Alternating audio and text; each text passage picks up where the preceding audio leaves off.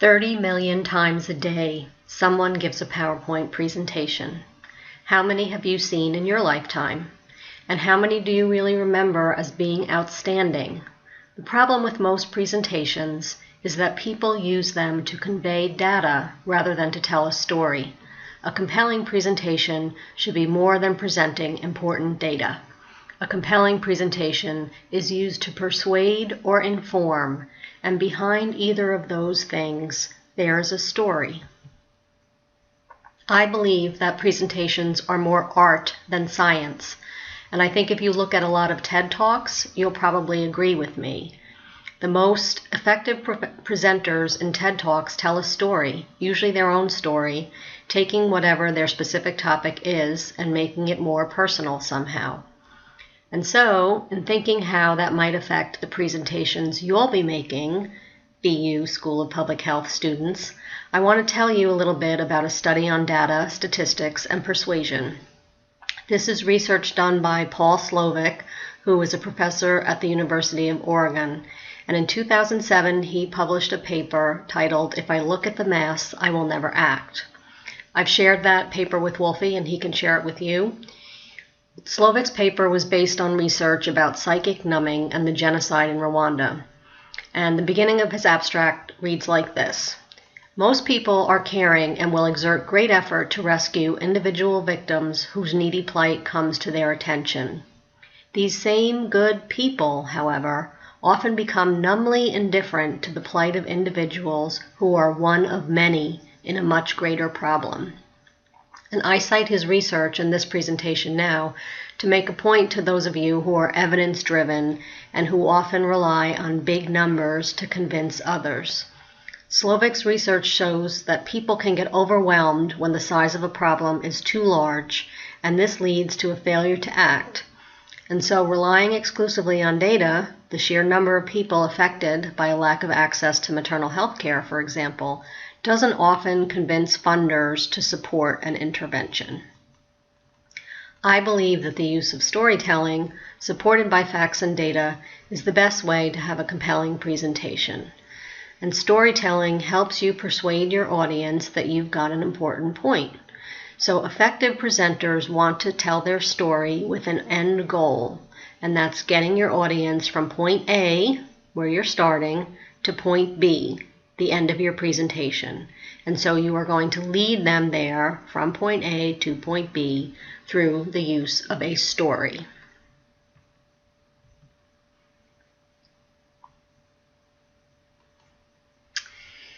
This presentation today is going to basically talk about four things. It's going to talk about why we present, and I talk about putting the co in communication. I'm sure that you know that the prefix CO in words means together. And presentations are a way of bringing you, the speaker, and those who are listening, your audience, together on the same page about a particular topic. So after we talk about why present, I'm going to talk about creating your story, how to find your story by the use of brainstorming, how to plot your story, that means identifying a good structure to tell your story, and how to start your story, that is giving you some tips on how you decide how you will capture your audience's attention. We're also going to talk about showing your story, and here's where data and evidence come in. I'll talk about how to support your story through the visual use of data. And remember, I've said it before, but I'm going to say it again, data doesn't tell your story, but you can't tell your story without data. You're going to need it to convince your audience. And then we're going to talk about telling your story, and that is the actual making of your presentation. So now, I'd like to introduce to you the effective presentation pyramid. This doesn't come from me. It comes from a man named Jerry Weissman, and Jerry Weissman is the author of a best-selling book called Presenting to Win. His book is the book that has most influenced me in my own communications work in terms of oral communication. And here you can see that he identifies 5 key elements in making an effective presentation. And the foundation of them all, in big capital letters there, is the story. And on top of that foundation, we talk about things like graphics, delivery, tools, and question and answer or Q&A. So I'm going to be talking about all of these elements now as we move forward. So what's the point of presenting? Why do we present? If you've been invited to do a presentation, it's pretty much because your audience is uninformed or less informed than you are about a particular topic. And your goal in the presentation is to move your audience from point A, where you are, to point B, where you want them to be with you at the end of a presentation. So every successful presentation is designed with the endpoint in mind. We can say right now that your goal is to persuade somebody to fund a project or to inform people about a particular health issue, but think about that in more concrete terms. Are you trying to advocate a new practice?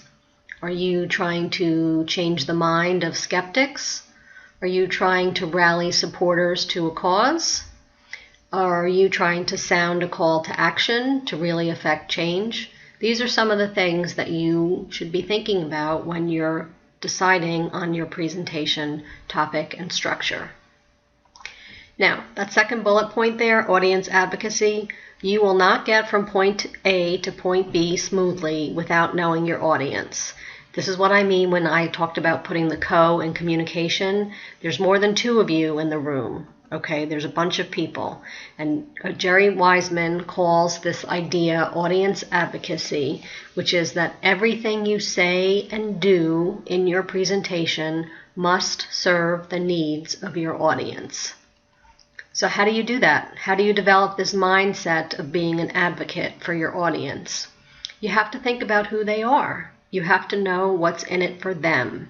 What benefit or what motivation do they have to come to your presentation? Now, in your case, obviously, this is an exercise and they're coming in the role of funders because their motivation is that they have money and they want to fund one of your projects. In other cases, there may be other benefits for people coming, and you have to figure out who are those people and why are they there. And this is not as hard as it sounds. If you've been invited to a professional conference, for example, and you don't know that much about the audience, find somebody who's been to that conference before, or call the person who asked you to speak at that conference and say, I'm trying to find out the characteristics of your audience. Is it generally students? Is it generally public health professionals? Is it generally people with an interest in funding development projects, but they don't really have a background specifically in health? These are the kind of things that you need to know in order to make your presentation effective. Here are some things that you want to avoid in presenting. The first one we've talked about already, audience advocacy. Why do people need to be there? If there's no benefit for people to be there, then you don't have a good presentation to start off with, okay? You have to figure out what is the benefit for the audience. No flow, no logical sequence. You need to lead or manage your presentation just as you would any other process. And you don't want your audience to feel like you're the blind leading the blind. So you need to have a flow, you need to tell them where you're going, and then you need to take them there in a logical, understandable way. That third bullet point up there, too detailed, tons of data or facts or non-stop presenting of numbers is usually too much for any audience, okay? So you have to choose your level of detail that you want to get into there, and you also have to remember that you can't have more than a few key points in any presentation. You have to choose a reasonable number of points to make, and then make them strongly and succinctly and repeat them.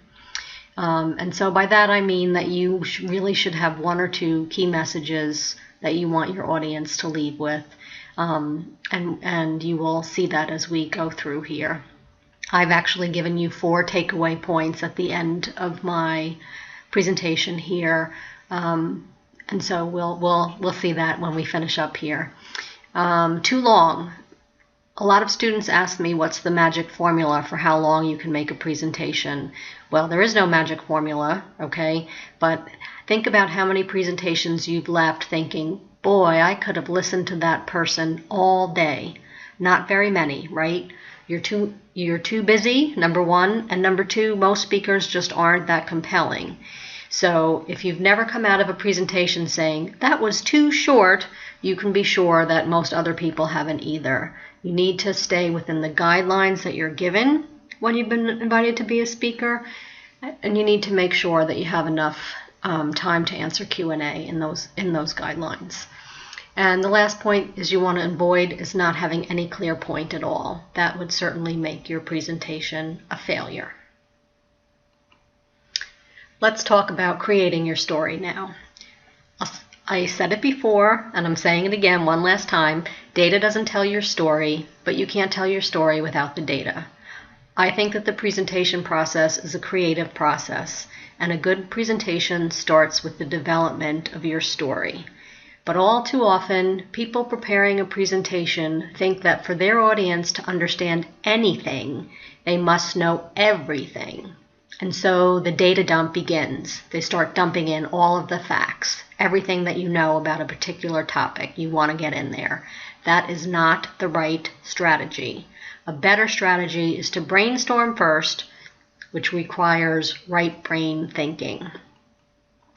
I like the whole science behind the idea of left brain, right brain, and so I use it here in talking about how we approach presentations.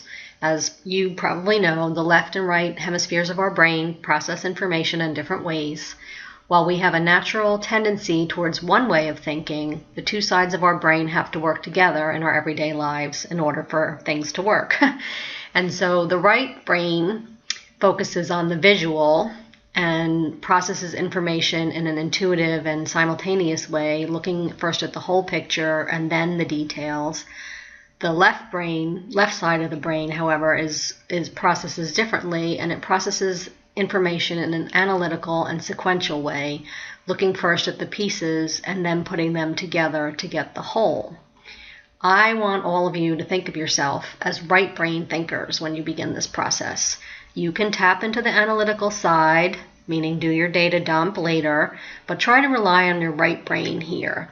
In the brainstorming process, it's helpful to throw out all the things you may want to say, present, or show when you're planning. But once you start organizing the way your presentation is going to flow, you have to use audience advocacy to figure out what is the essential data and the really essential elements to telling your story. So, brainstorm first, data dump if you must, and then start organizing. So let's talk about how you're going to begin. There are many ways to structure your presentation. I'm going to talk about the 5 that you see here. And so the first one is chronological, and that is telling the story along a timeline. And I always use the same example when I come to Wolfie's class.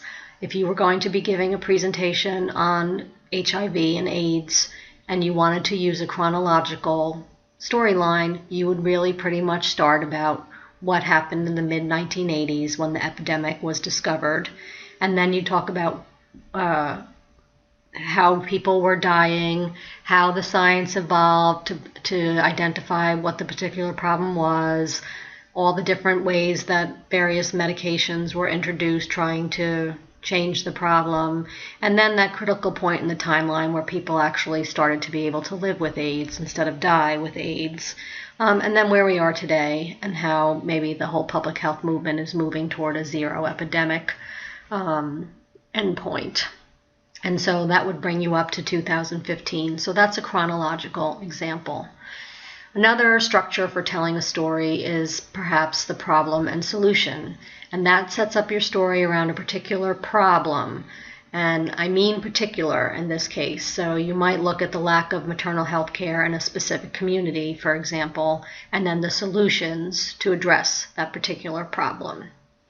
Issues and actions is another structure, and that's a structure that you would use when your subject has a bigger scale. So if you were looking, for example, at the overall impact of gender on healthcare services, there's no one solution there to that issue. There are many actions that could be taken and that need to be taken as a whole to change things.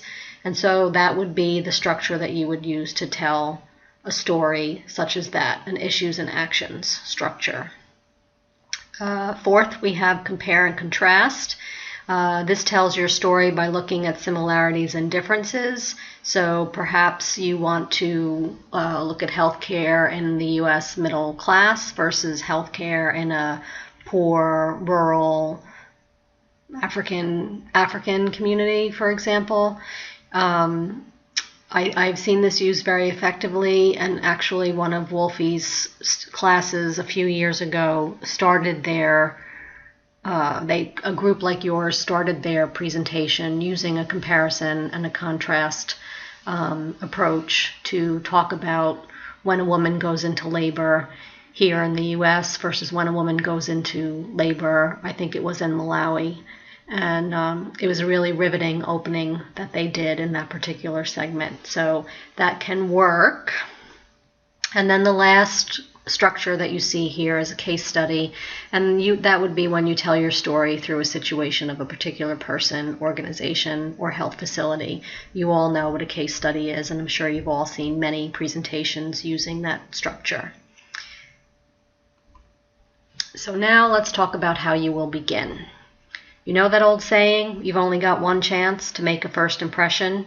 When you get up in front of a room of people to make a presentation, you're being given the opportunity to make an impression. And that one chance comes at the beginning of that presentation. So how are you going to start?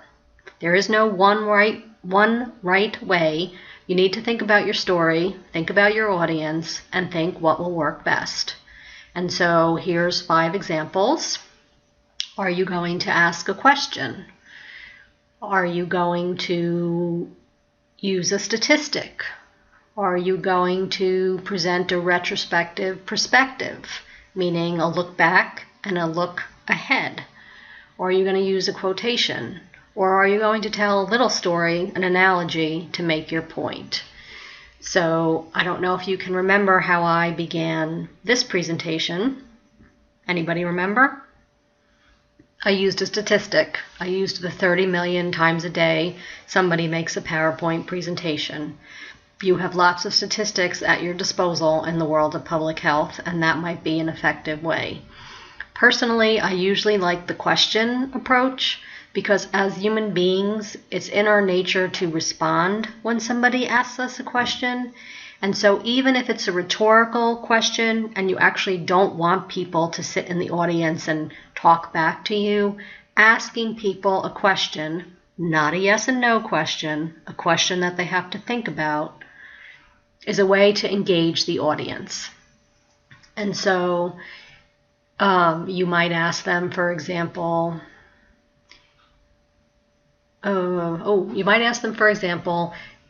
what would happen, do you think, if you were to go into labor and you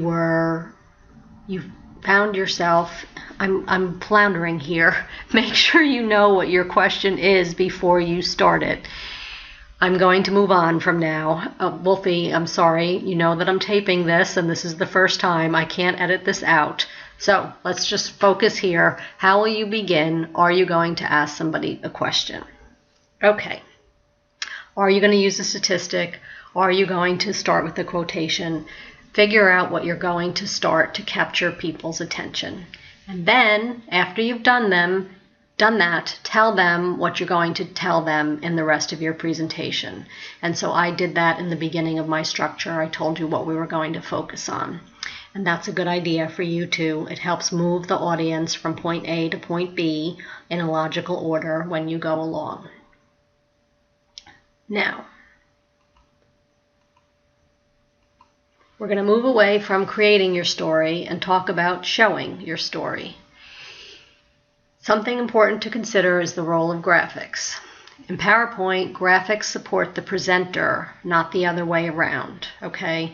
This is going back to the fact that you're the presenter and you're telling a story. It's not the data that's the main point. There are 4 types of graphic design elements that you see most commonly in a presentation, and I've listed them here. Text, which is what this is, okay? The graphic design elements that I have been using in this presentation are text. I have a PowerPoint and I'm using bullets versus sentences. But there are other options. You could use pictures, or you could use tables, whether they're relational, presenting relational information with tables or matrices or org charts, for example, or whether you want to present real numbers, and then in that case you might be using bar charts, pie charts, line charts, or other kinds of graphs. And it's very important to really think about this particular graphs that you are using when you do this. And so you want to keep it simple. You don't want to do something like this. So this is an example of a slide from a presentation, and the main problem is that there's just way too much text on here. Just as you, as the presenter, don't want to read your slides, you don't want to give your audience slides that they have to read a big long narrative in. This quite simply is just too much text. Here's another thing about keeping it simple. So this is a real pie chart from a presentation in an organization that I worked for. Now, it's not a bad visual. They tried to simplify it, but there are still quite a few things that you could do differently here to make it easier on the audience. There are things that I would definitely do differently if this had been my presentation. And so the first one is the font here used in the wording. It's much easier to read black text on almost any color than it is to read white text against a color. So I would have put the words in here in the pie chart: health financing, monitoring and evaluation, in black text, and I would have moved them out of the pie chart into the white area surrounding the pie chart there. Personally, I never opt for white text unless it's a really dark background. I also think that the font that the presenter used to describe what each slice of the pie was is just too small. It could be bigger. There's plenty of room here. The abbreviations aren't a good idea either. They probably weren't clear to some people in the audience. And so even if you have an acronym that you think everybody knows, if you have the space, spell it out. And if you don't have the space, you're going to have to read it and talk your audience through it. So here in this particular instance, for example, the presenter should have spelled out Human Resources Management instead of HRM, and LNM was Leadership and Management in this case. Now here's another example. Before we get into the other example, if you're going to use tables and graphs, you must have clear titles, clear legends. You want to make sure that they're conveying an appropriate amount of information and not overwhelming the audience. And you need to explain them as you are presenting them. So you would use phrases such as, what you're looking at here is, or what we see here is. And so here's what I mean by that. This is, again, a real slide from a real presentation that I sat in on once upon a time in another organization, and it is absolutely one of the weakest slides I've ever seen. So I'll give you a minute to just look at it.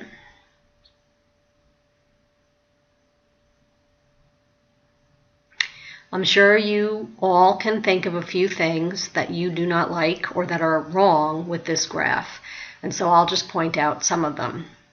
One, it's trying to display too much information at once.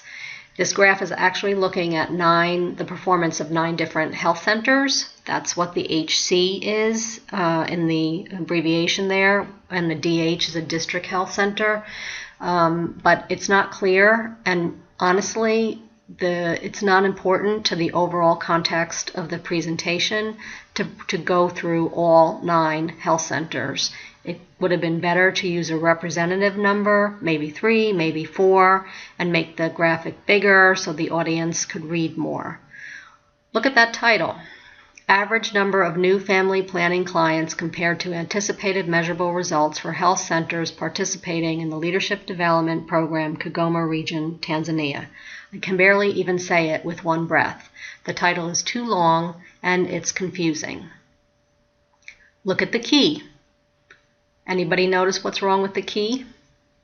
It's missing a category. We actually have 3 colors in the line chart there, and one of them is missing. So those are just a few examples. I gave this slide, the graphic on this slide, to an M&E person in the organization and asked them to redo it so that it was more clear and more easily understandable, and this is what she came back with. And so now there's a representative for health centers instead of 9. The key includes all categories and defines comparable time periods. The data values are all labeled, and the legends are also clearly labeled, and the unit of measure on the y-axis is defined.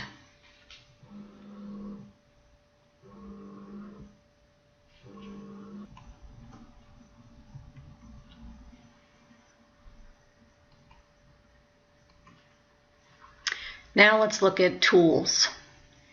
What tools will be the most effective way to reach your audience? All of the 5 that you see here can be effective, but their level of effectiveness will vary depending upon the audience. Will PowerPoint or Prezi be good? A lot of people ask me about Prezi when I do this lecture to Wolfie's class, and I am a big supporter and proponent of Prezi if you know how to use it. If you don't know how to use it, it can almost make people seasick if you are trying to present and you're zooming in and zooming out and going left and going right.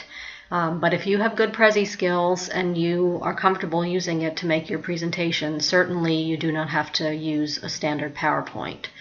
You don't have to use a PowerPoint at all, obviously. You could use no tools and just use your voice. That's mostly what we see people doing in TED Talks, sometimes with just a few graphics in the background.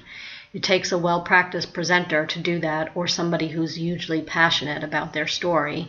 But I encourage you to try it if you think that's you. Other kinds of tools, will you have a visual display? Maybe some boards showing a map of a community area or photos of some kind. Perhaps you have a video that you want to show. If you do have a video, it needs to be short enough to hold your audience's attention and still give you time enough to make your point. Do you have handouts? I generally recommend that people only give handouts after a presentation has concluded.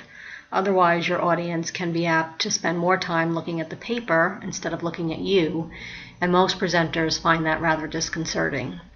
Also, in some situations, you may have models, visual models, architectural models that you want to share with people. And if you do that in a presentation, you really have to make sure that everybody in the room can see what you are looking at. Now, we're back to the effective presentation pyramid. We've talked about story, we've talked about graphics, and we've talked about tools. I leave delivery and Q&A until the end because these are the 2 areas which really relate to you and your effectiveness as a speaker. Let's start with delivery. You're in front of your audience. What are you going to do? First thing, remember that structure and use it to your advantage. So if you're having the chronological structure or problem solution, issues or actions, compare and contrast, a case study, use that structure to help you make links for the audience as you're speaking to move the audience from point A to point B. What does that mean? So if you're doing a presentation on the evolution of treatments for the HIV/AIDS epidemic using a chronological structure, 3/4 of the way through your presentation and the timeline, you might say something to the audience like, so remember where we began back in 1985? Well, now it's 20 years later, and here's what we're seeing in this year. And then you tell them. So use that structure to help. It's just like good writing. Use that structure to help you transition from one idea to the other. What else when you're delivering your presentation? Don't read your slides. Your audience can read. You might remember that I asked you at the beginning how many of you had seen a bad presentation. One of the key complaints I get from people when they said that they were in a room and with a bad presenter is that the presenter actually read off of their slides. It's just not a good idea. Say it loud and say it proud. Speak slowly. Volume and cadence are very important when you are making a presentation. If you are naturally a soft-spoken person, you are going to have to project your voice.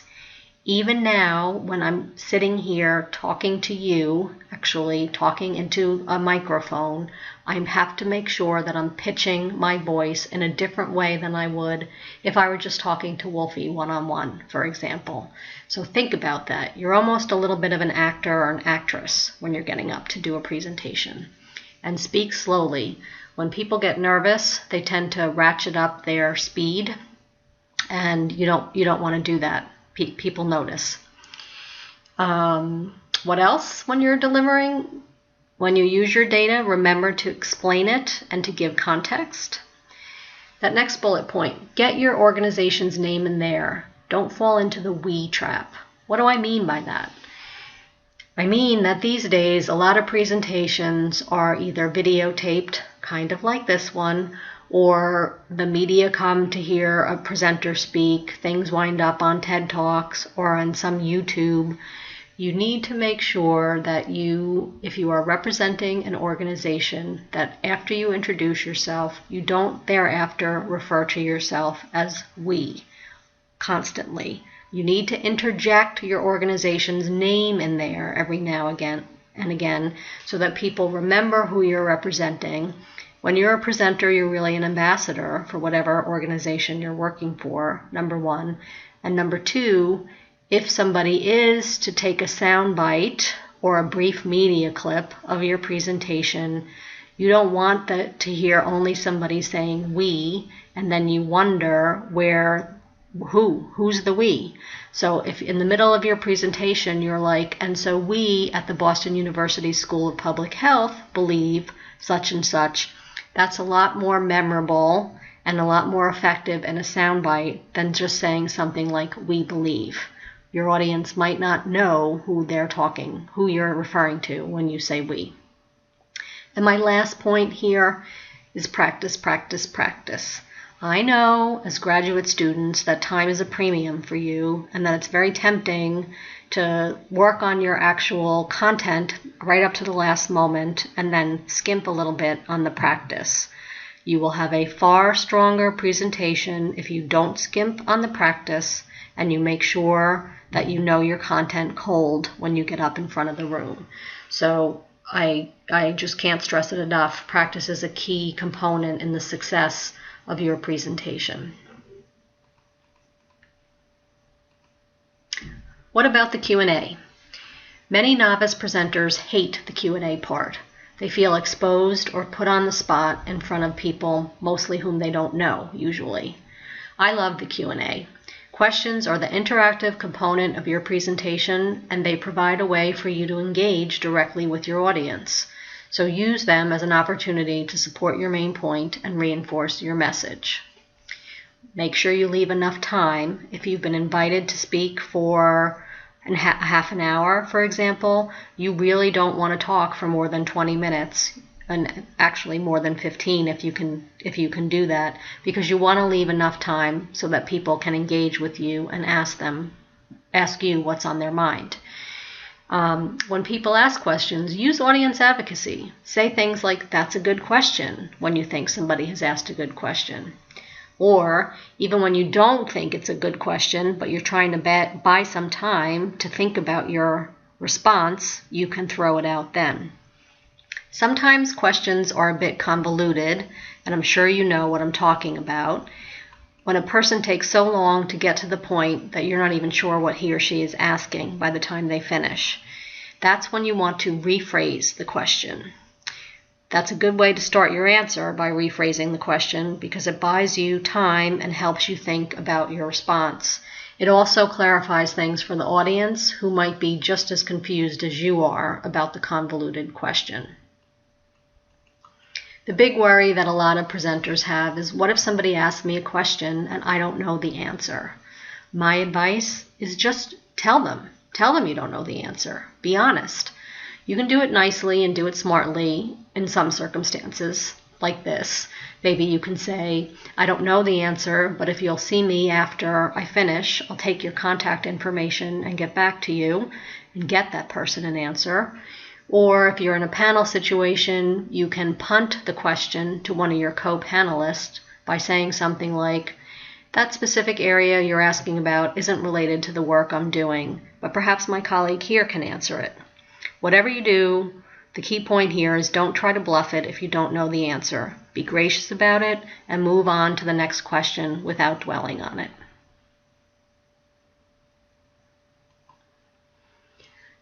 The takeaway. So I'm leaving you with 4 points here. In terms of how to make a compelling presentation, I want you to think about doing these 4 things. Develop your story. Know what it is, work on it, develop it, know it. Know your audience. Do your audience advocacy and know who your audience is and what the benefit is for them. Determine how you can best tell and show with graphics and tools, and then practice your delivery so that you will wow them in the end. I also want to leave you with a video, which I'm not going to show now, but Wolfie will distribute my presentation, and this is a live link. And this video highlights the power and purpose of storytelling for nonprofit organizations. It's a bit long, but I find that the woman who is being interviewed makes some really good points. So if you do have some time, you might enjoy listening to it and watching it. So here's the Q&A. I'm not there to take the questions, but I'm sure Wolfie can answer yours. He's seen me do this presentation a million times, and he's a pretty good speaker himself, as you all know, so I'm sure he can address your concerns. And if not, you can email me, and my email address is there on the screen. So thank you, students. Thank you, Wolfie, for having me again in this new way of me and me coming to your class. I hope it's worked out, and I wish you luck at your presentations next week. Thank you, and goodbye.